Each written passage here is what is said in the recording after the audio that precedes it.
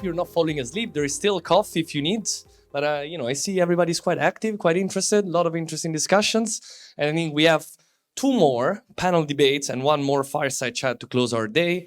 And I think there is some nice surprise waiting for all of you in terms of topics. Nothing crazy happening, no worries. We're just actually just buying some time while we finish the set of the stage and we actually look for the one missing speaker. I mean, something like this had to happen at some point, right? Everything was going a bit too smoothly, I have to say, for such a big event. And once again, I would like to remind everybody that you can use the app to actually ask your questions. And I know that, with the tight schedule, some of the panels didn't manage to check many of those questions asked, but please do ask them. And we have Faustine as well here. So I'm very happy to welcome all the speakers on stage. And perfect. We have everybody. Then I'll let Robert introduce everybody. And thanks again. And big round of applause, please. Thank you.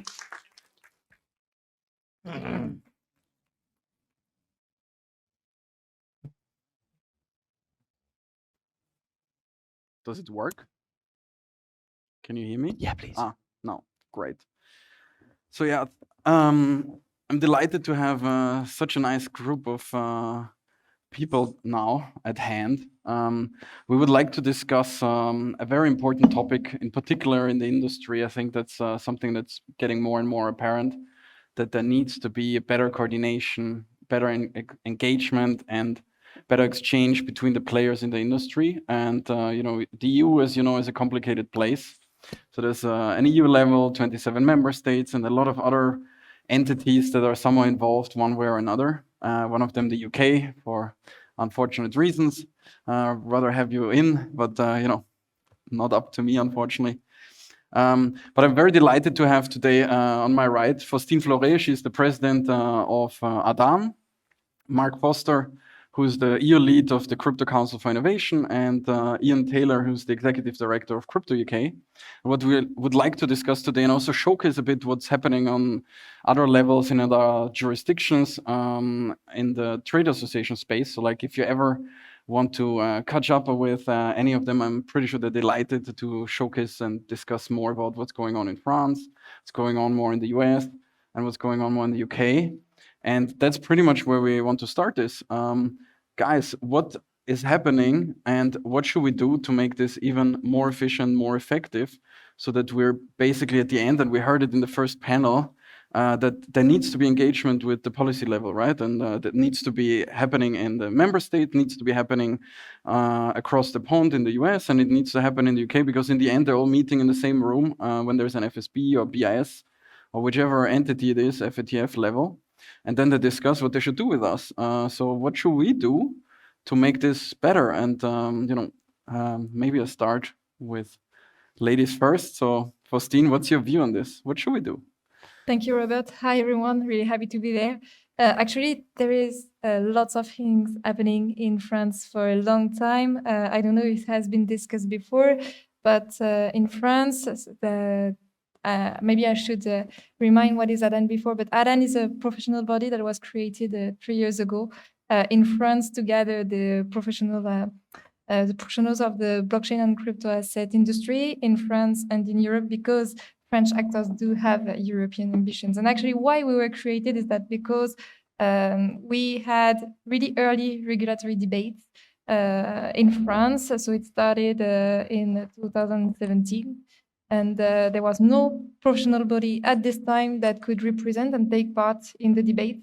And it was the first step of actually EU regulation. Now we know that what has been done in France in terms of regulation inspired MiCA and the review of IML-CFT, of the IML-CFT framework. So I think it's one of the first challenges that maybe we could raise when we are looking at the representation and the work that we have to do in terms of trade association is that member states did not progress at the same pace and at the same time. So in France, we have this regulation for more than 3 years. We have more than 50 crypto asset service providers that are registered with our French regulators.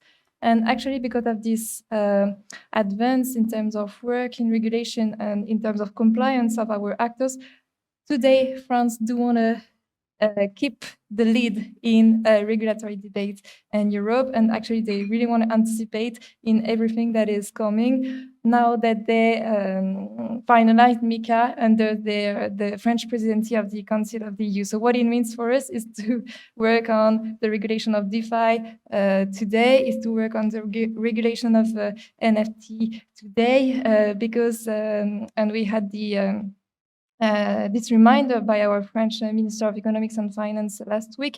France want to be the European hub for crypto assets and want to prompt the dynamic of crypto assets in Europe. So I think that's the first challenge for us as trade associations, is that in our in different member states and even in other regions than Europe, we do not have the same levels of achievements, and we have to find a way to collaborate while our regulators and our governments don't work at the same time and on the same topic. So it can be hard to collaborate for this reason, and so to have unified messages, because maybe the maturity also of our ecosystem are not the same. So we have to do a lot of education, of course, to the public sector, but not only to private actors. And it can be also different in the various regions of the world. And it's very important that we have united messages because of the risk of divide and rule for the detractors of crypto assets that we know are quite numerous and really active also. So. That would be the first challenge that I see when we have to work together. We succeed in working together anyway. But what do you agree with that, or what do you see in your the state and the ecosystem that you represent? Yes, totally. I mean, I think the first thing to say really, so I'm representing the Crypto Council for Innovation. I think a lot of the policy challenges that we see in the US are very similar to what's been discussed here in Europe, in the UK, in Asia, across the globe. So I think it's really, whilst we are a relatively young association, a lot of our members are very developed already in the digital asset space, and we've got some of the players that have been around for quite a long time in what is a nascent market. We've touched upon in lots of other panels quite a lot of the new legislation, the new issues that are coming up, and will keep us busy for the next few years. But I think we also need to recognize that obviously there's a huge legislative agenda going on in Europe and elsewhere, given the macroeconomic context is quite a challenging one. I think we see our role as supporting, being able to provide evidence-based information, research, being a kind of conduit to join up the dots in terms of the private sector, working very closely with yourselves and others that want to play that role as well in terms of trying to have a coordinated international policy on these kind of things. So our members are global in nature. We're a US headquartered association, but very keen to work closely and collaboratively with colleagues in Europe, with colleagues in other parts of the world. And I think, we've seen from the FSB recommendations last week that the more we can work together as private sector, individual companies, associations, but also in collaboration with the public sector, the more likely we are to get, good, consistent frameworks that work globally. And I think that's something we're definitely keen to be part of. Thanks, Mark. Just a question, Ian. As the UK is not part of the EU anymore, the mindset still is to be like a global hub, right? And so how do you try to balance this, just to give an idea, because I know you're very active on this, to basically try to now find new partners or additional partners, because I hope the Europeans still are. How does this work, and what can the rest of the industry help to contribute there? Because I think it's very important, and we've seen this in a lot of debates, as Mark just said, that there's a need to speak with a more universal voice or unified voice, simply because the other entities that are involved in these debates also have them, and we're still, trying to find that. It's clear, obviously, because it's a very young sector in comparison to a lot of the others that are involved. But do you see anything where we can come together, be more effective, and also more accessible? Because I think that's also very important, that we're not just sitting in an ivory tower and like trying to be like the representatives, but like stay in connection with also users and communities, and especially in the DeFi space. That's, I think, very key. Yeah, so perhaps I'll touch first on the collaboration point and give some specific examples of some good work that trade associations across the globe are doing to help inform and advocate for the industry. And as Robert said, it's a very new industry, and we're up against other sectors that have hundreds of millions of pounds behind them and really mature lobbying and advocacy groups that are now looking at developing crypto and blockchain solutions. So collaboration is key because you can do a lot more with a little. Our trade associations are all new, and we just don't have a massive amount of resource. So that's first sort of key objective when I got involved with Crypto UK, is to partner with associations across the globe, irrespective of what's happening on the political scene. This technology is agnostic what our governments decide to do. And so with that, we work together, especially as we've heard on panels earlier today, that this technology, you know, doesn't care about borders and it's global in nature. And we're dealing with intergovernmental standard setters such as the Financial Action Task Force, IOSCO, FSB, we know recently released a consultation, and OECD with the tax piece. So we have to come together to really, one, in my mind, is try and develop a joined up message, which is really difficult with crypto because there's so many disparate voices. And in fact, the whole of the industry is really complicated. There's not just one area that sits into one box. There's the technology, there's the use case of payments for stablecoins, there's the use case of trading Bitcoin and trying to make some yield in DeFi, and now NFTs and Web3. These are all massive, huge areas that are largely unregulated. So just a couple of examples is there's an association called IDAXA, which is the International Digital Exchange Association, which was formed in 2019 during the G20 when Financial Action Task Force issued the travel rule. We talked about that earlier regarding financial crime. And it's a trade association of trade associations, specifically for crypto, to come together to really help FATF understand some of the technical issues. One good example is trying not to put self-hosted wallets, or let's call them personal wallets, into the definition of a VASP. That is too problematic at this stage, like what we talked about, how issuing sanctions on a decentralized protocol, such as, forgotten the name of, my brain's gone blank, but you know what I mean, Tornado Cash, is also complicated, providing a definition to a software provider that provides a wallet where you can store your crypto assets that now has to capture personal information on an individual. So there is good work. We could do more. And I'll sort of leave by saying, we always talk, when we talk to policymakers, whether it be at the intergovernmental level or in our own competent jurisdictions, that we want to collaborate, public, private partnerships. So we should really eat our own soup here and collaborate together, right? I mean, you mentioned it already that there's a very multiverse of topics, which obviously makes it, considering the resources sometimes are available in some jurisdictions, it's more, in some others it's less, also because of the maturity of the different spaces. So based on your experience, what are the best place examples where you say, like, this worked very well? We did this, for example, in France or in the US or in the UK. I could also give some at the EU level, where you think that this is a perfect example of like how we should do this, where should we do, and what could we do more in this, right? Because as I said at the beginning, it's one thing to engage with the intergovernmental entities, with your national regulators, but also like to talk to your communities, right? Especially in the DeFi debate, this will become more and more apparently relevant, that there's a different audience that you still have to reach, because they think like, okay, we're decentralized, therefore we're not part of this debate, which is probably at some point not true anymore. I mean, more and more likely. And I think, how do we bridge this gap between, because we had just a panel on TradFi and DeFi before, right? Like, how do you merge this? This has to be also merged in a messaging and engagement type of process, and maybe also like how we do this. So do you have any good examples of where this worked, or where, or maybe in a process that you're currently in where this works? I'm happy to quickly go first, and I'd like to know what Faustine's secret sauce is with the good work you've done in France, because I'm hearing a lot of folks across the globe are wanting to set up their crypto asset businesses in France.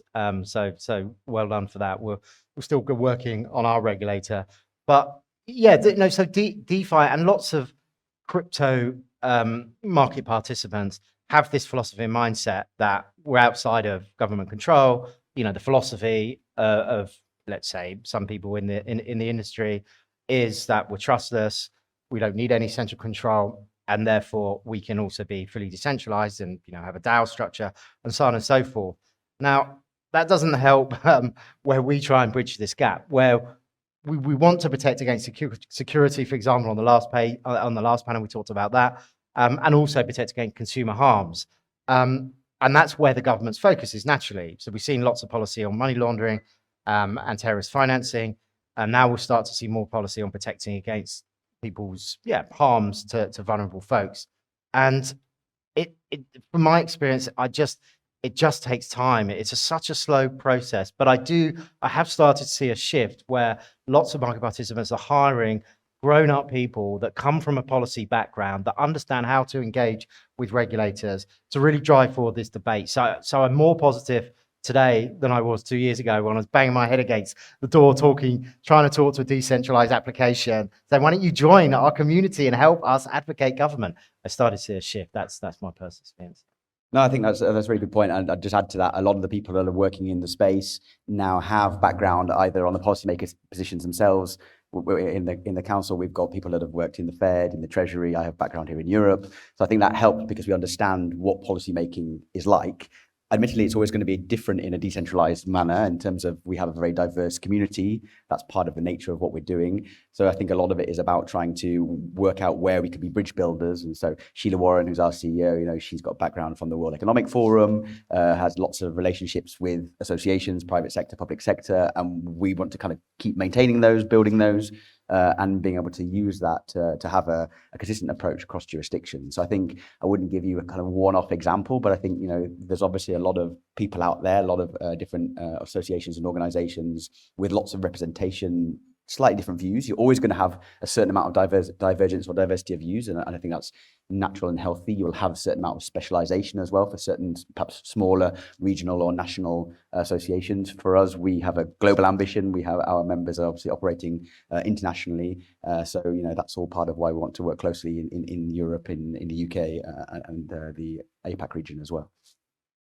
So I do agree with what has been said. I think that one big challenge for is that crypto is cross-sectorial and cross-border. So at the very beginning, when regulators in France and then in Europe started to look at crypto markets, actually they looked at financial-like use cases where financial regulators could be expected to have a look and to propose a regulation to those companies who, it was really inspired from investment services. The regulation was inspired for the financial regulations. At the beginning, it was easier. Now, regulators, governments are looking at many more use cases where it can be more complicated for a financial regulator to explain that they are competent on this, like NFTs. Why financial regulators should be concerned by NFTs?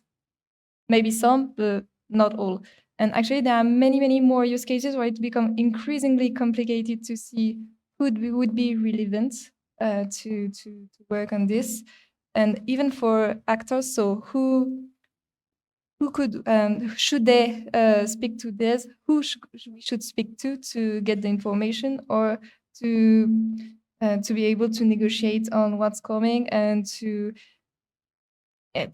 push for the good public policies that we need for the development of this sector. So with the growing sector in terms of use cases, in terms of the companies that are creating those use cases, like we have the pure players, but more and more the incumbents, they have one activities right now, but they're expanding to crypto assets. So how does it change even the relations with the trade associations that they have at the beginning and the regulators that they know?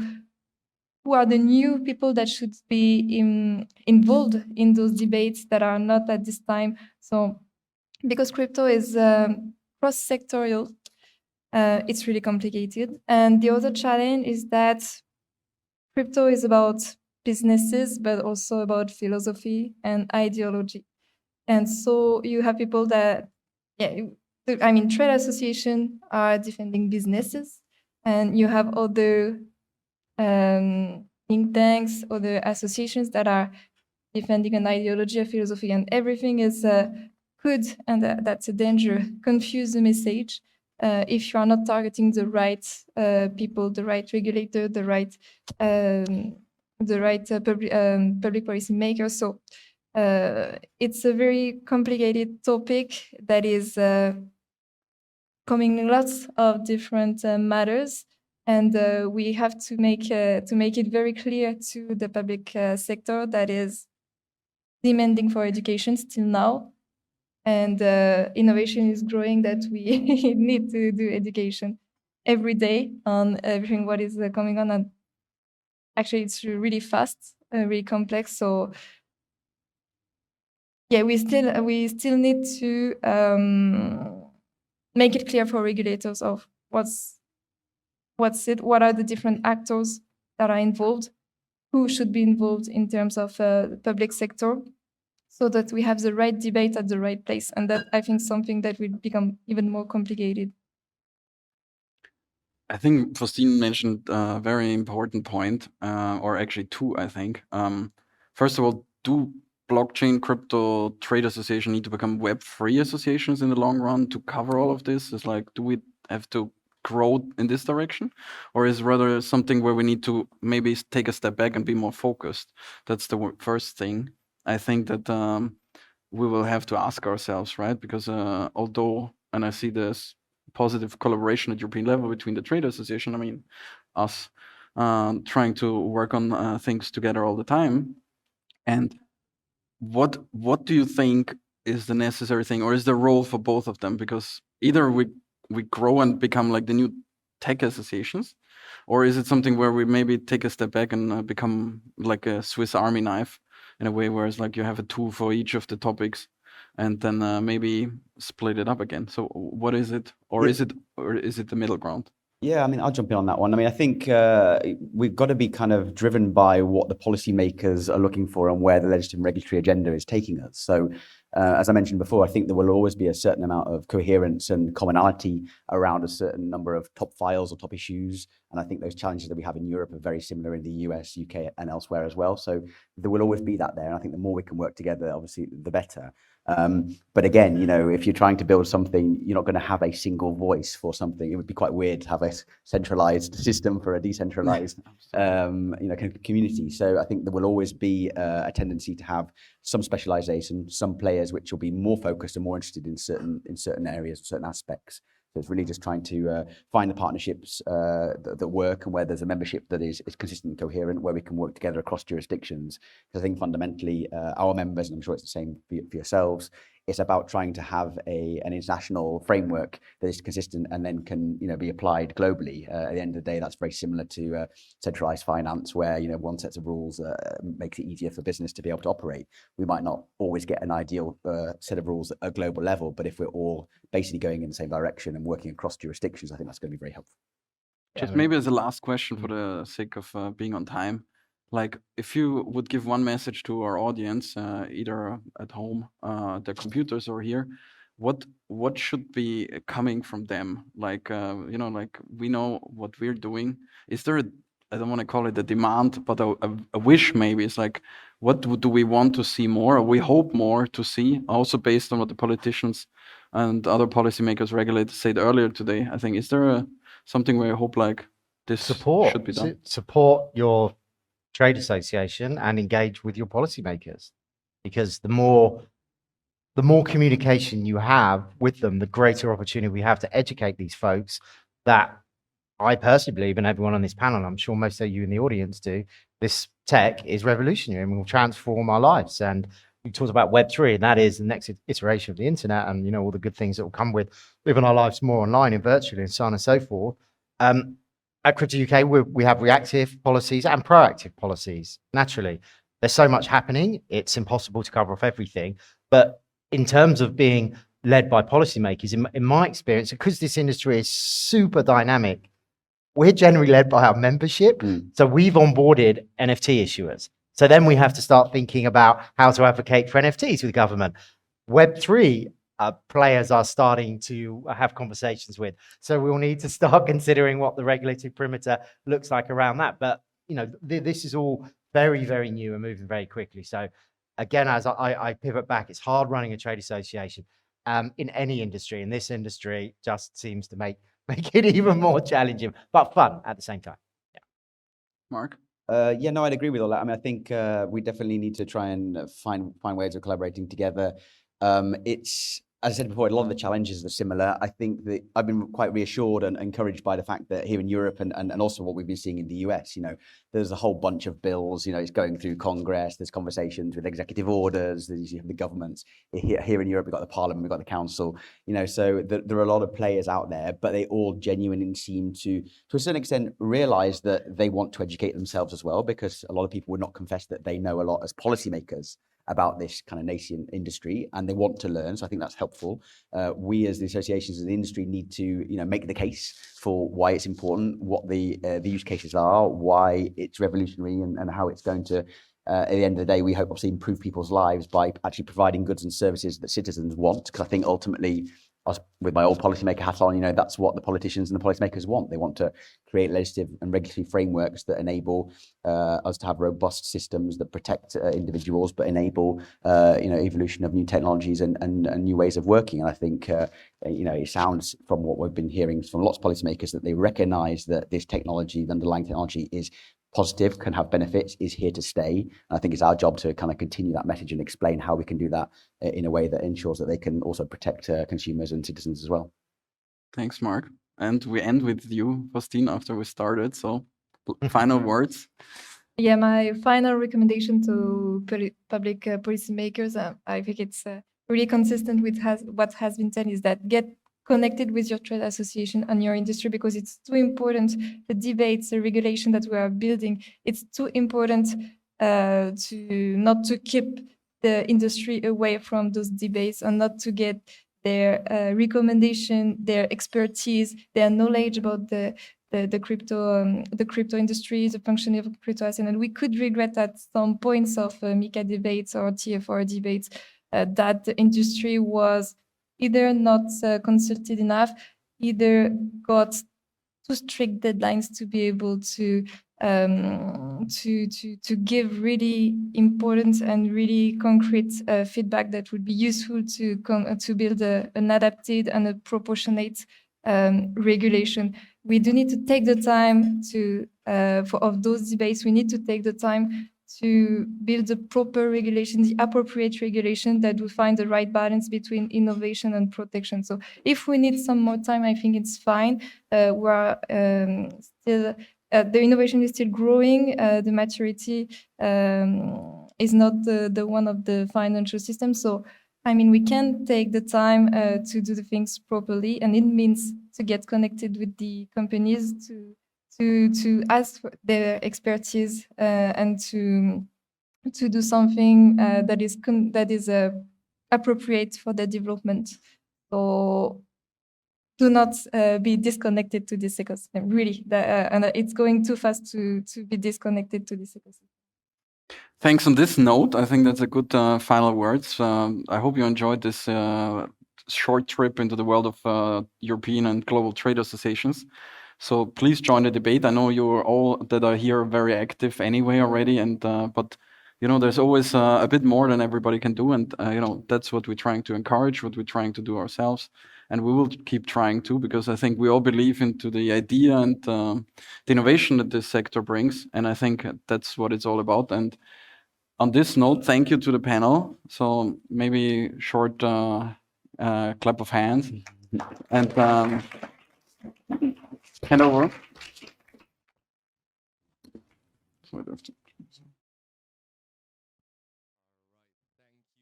indeed to all the panelists, Ian, Mark, and Faustine and Robert, for this great discussion. Also a clear call to action, as we just said, right? So regulators, policymakers that are here in the room, but also the ones listening from home. This is a clear call to action. We need to discuss, we need to debate. The sector is here ready to provide interesting input and feedback. So let's continue the discussion. So, and also thanks to everyone who's still here, who's still awake. And I'm glad to see a lot of people still interested in what we're discussing. Now, a final coffee break. Yes, I just said that. It's a final coffee break, 10-15 minutes. You can get your coffees. And then we're back for the final panel debate, which is actually probably, in my opinion, the cherry on the cake on this first day of discussions. It's going to be on DeFi regulation and which rules are needed to unleash the power of this new sector. And after that, after the final panel debate, which will go until 6 p.m., we will actually have our networking drinks, which I'm sure everybody's very excited about. All right, so thank you all. Coffee break, 15 minutes, come back.